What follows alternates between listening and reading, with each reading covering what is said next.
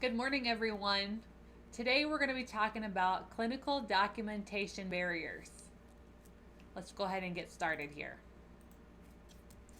So, let's first talk about why this presentation is relevant. Death in the United States. Medical errors is number 3. It's the top third leading cause of yearly deaths in the United States. So the Johns Hopkins University research estimate that medical errors is now the third leading cause of death. This is under heart disease and cancer, but it's above respiratory disease, accidents, stroke, diabetes. And we all know these are big issues in healthcare today. So medical errors, their transcription and clinical documentation is what we're going to talk about today. And this kind of ties into preventing medical errors and having correct diagnosis. Let's review the topics that we're going to cover. We're going to talk about the timeliness of dictation, software accessibility in regards to transcription, the role of the physician or provider, how do we address the barriers presented, and why is this topic important or relevant to us today. The first thing we're going to do is review what CDI is. Some of us use this terminology, some of us don't. If we're not in the clinical portion of the field and we're more in administrative, there are different terms that we may use interchangeably. So let's talk about what CDI stands for. It stands for Clinical Documentation Improvement. And clinical documentation refers to the electronic health record. So CDI fuels correct reimbursement and accurate quality reporting. How we get reimbursed from insurance and how we are able to reflect upon how accurate our diagnoses are from our physicians is going to come from CDI. That's what we're looking for. So CDI entails the electronic health record. It records the encounter and diagnosis listed by the physician, and it's a reflection of the scope of care provided at the appointment or encounter. Moving on to the timeliness of dictation. We can see here that the first step is between the patient and the physician. This is the first step of an appointment or an encounter. Moving on, after the encounter comes in transcription. This is where everything is recorded, what happened at the appointment, what the physician states, and what's going to happen in the future. It's all about documentation. Step 3 then from transcription is recording this into the electronic medical record, and this is also used for future encounters. So all 3 of these steps tie into how the timeliness and the timeline of dictation occurs. For timeliness of dictation, we can discuss urgent care, transfers, and patient needs. So all 3 of these is going to influence how quickly we need to have the CDI or electronic health record completed for the patient. For in an urgent care setting, it's usually within the hour, as we all know, that we need to have that done quickly and efficiently and accurately so that we can send the records on with the patient if necessary. In an urgent care setting, clinical diagnosis and clinical issues can happen very rapidly, so we want to make sure we're documenting and having all of this available for the patient if they need care elsewhere outside of the facility.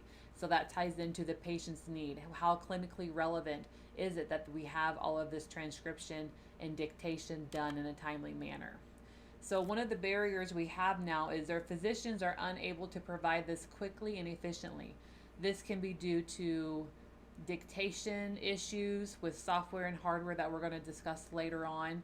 And it could also be inability to do this in a timely manner because of the volume of patients that our physicians are needing to see.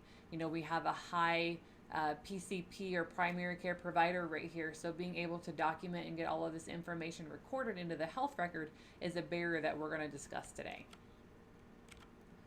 So one of the first issues that I'd like to discuss with you guys today is software accessibility. So this ties into dictation. And we know that here we use Dragon software, naturally speaking. And this can be good for picking up physician accents, although it can also be difficult if we don't have the correct hardware present. There are language barriers that come into play. So Dragon Dictation is a software that is good for dictation, but when physicians have different languages, There could be some grammar errors that can occur that Dragon doesn't understand, and it may transcribe incorrectly. This comes into the cost of providing efficient hardware and software for physicians to be able to dictate. Hardware can be efficient microphones that you can use, making sure these are specific to the providers. There are high-end scale ones that we can purchase and use so that it picks up on the accents. There's no problem with language barriers because it learns the physician as they speak. It learns how they communicate, what kind of verbiage they're used to, and it makes a profile for each physician instead of having a standard base that doesn't really understand any language barriers that may be presented by our physicians. So this ties into how much can we spend on this and how efficient is it, and we'll discuss later on why this is important for us to invest in this area. And then also training constraints, being able to train the physicians on how to use all of this information. So let's move on to the role of the physician. We know that the responsibility here for the doctor when they're transcribing and dictating and having the encounter with the patient is to make sure we have a correct and accurate history and physical. Make sure we're listing the specific diagnosis that the patient's being seen for, or whatever information or clinical symptoms that the patient is presenting with. We want to make sure we're recording these and getting the specific diagnoses recorded into their chart, into their EMR, so that coding and transcription can get all of this documented and get reimbursement for.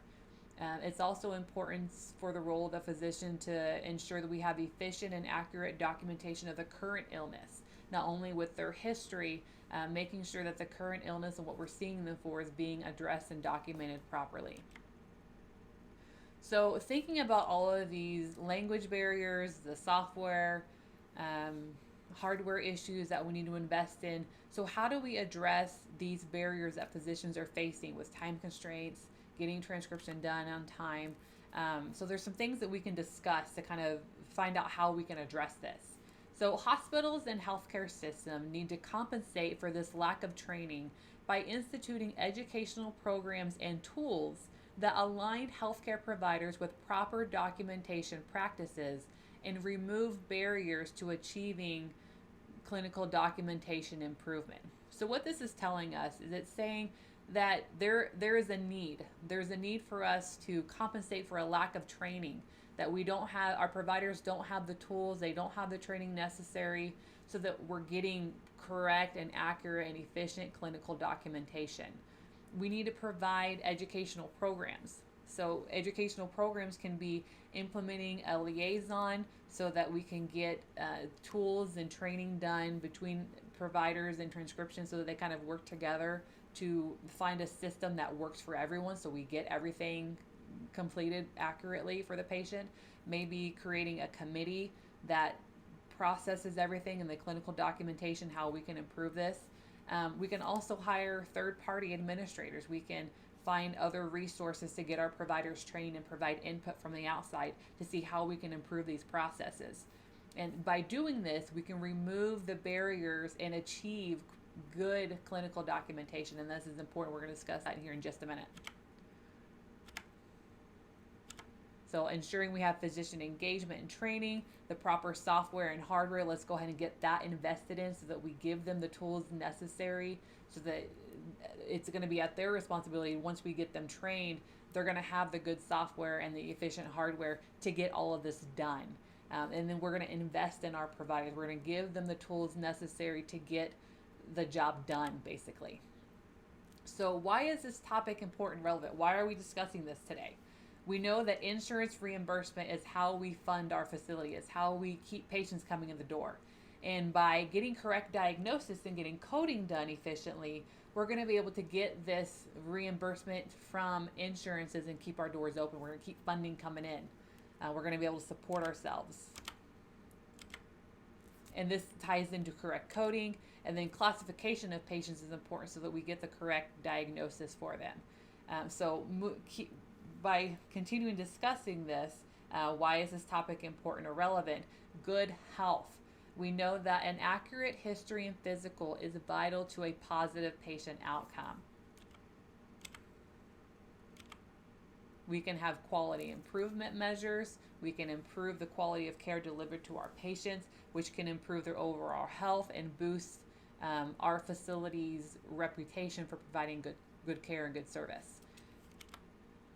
So, researching this, there's a new study published by the Archives of Internal Medicine, a journal of the American Medical Association, found that patients' medical history emerged as the key element in formulating correct diagnosis of medical conditions.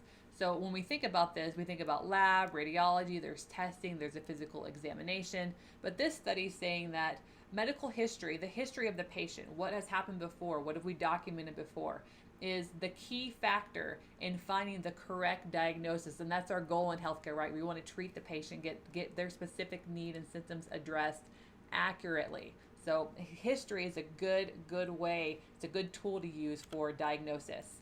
So another study says the medical history plus the physical examination alone were the basis of diagnosis in 60% of the cases studied. That's a big percentage. 60% is a big percentage. So they're saying the medical history plus the physical examination combined, these two factors is what help aid in the correct diagnosis for these patients. So it's important for us to have that history available from previous appointments. Let's look at ways to make sure we have correct diagnoses for the physician to look at and retrieve from. And having all that documented in an easy way, an accurate way, is going to help aid them in getting the correct diagnosis for the encounter that they're currently with. So in closing remarks, it is our obligation as a healthcare facility to address this concern, making sure that our providers have the ability to correctly diagnose our patients should be our goal. It's going to support our mission for providing care for our patients. And it's an ethical obligation that we need to stay on top of. We need to make sure we're improving how we clinically document, how our electronic health record is available to patients, other facilities when we transfer patients. And this process improvement will allow us to stay competitive in the healthcare industry today. We know that primary care providers are everywhere, and patients are looking for places. They're starting to search more for places that have good reputation for being clinically accurate. We know that they're looking for places that care about quality improvement. They want to see places that support their physicians and understand the need for patient history and having all of that accuracy. Does anybody have any questions, any other concerns they want to address? Okay, awesome. So moving forward, let's get this information presented to the committee. Let's get some funding going for our physicians to get all of that software and hardware going.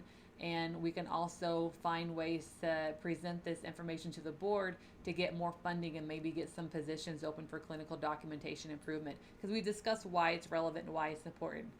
Thank you for coming today. It's been great speaking to you, and I hope all of this helps you in your careers. Thank you.